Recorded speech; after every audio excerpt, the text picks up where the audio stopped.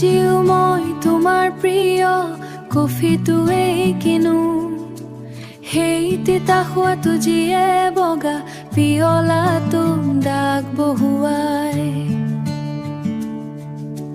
মই এখন খালী মেজৰ সন্মুখত বহি থাকো, আৰু তাত নথকা এজন মানুহৰ ছাটোকে বিচাৰি ফুৰো।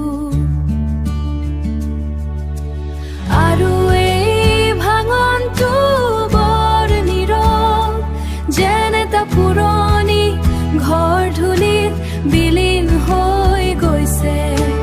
কোনো ধুমুহা নাই, নাই কোনো বিজুলী, কেৱল লাহে লাহে হেৰাই গৈছে আমাৰ পৃথিৱীখন। তোমাৰ স্পৰ্শৰ ঠিকনাবোৰ কেনেকৈ পাহৰিম মই, যেতিয়া মই খোজ দিয়া প্ৰতিটো আলিতে তোমাৰ ওচৰলৈকে লৈ যায়, তোমাৰ ওচৰলৈকে লৈ যায়। আমি 3 বছৰ ধৰি এটা মত সাজিছিলো,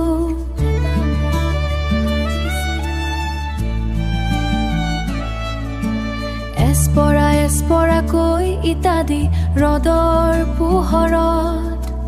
কিন্তু তোমাৰ মাথো 3 ছেকেণ্ডৰ মৌনতাই সকলোবোৰ ভাঙি চুৰমাৰ কৰি দিলে। আৰু এই ভাঙনটো বৰ নীৰৱ, যেন এটা পুৰণি ঘৰ ধূলিত বিলীন হৈ গৈছে। কোনো ধুমুহা নাই, নাই কোনো বিজুলী, কেৱল লাহে লাহে হেৰাই গৈছে আমাৰ পৃথিৱীখন।